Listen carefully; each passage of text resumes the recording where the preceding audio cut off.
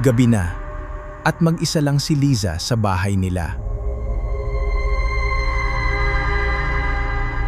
Tahimik.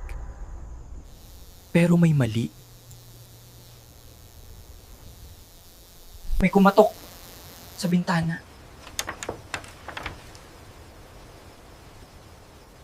Pero pagsilip niya, walang tao. Biglang, may bumulong sa likod niya. Buksan mo!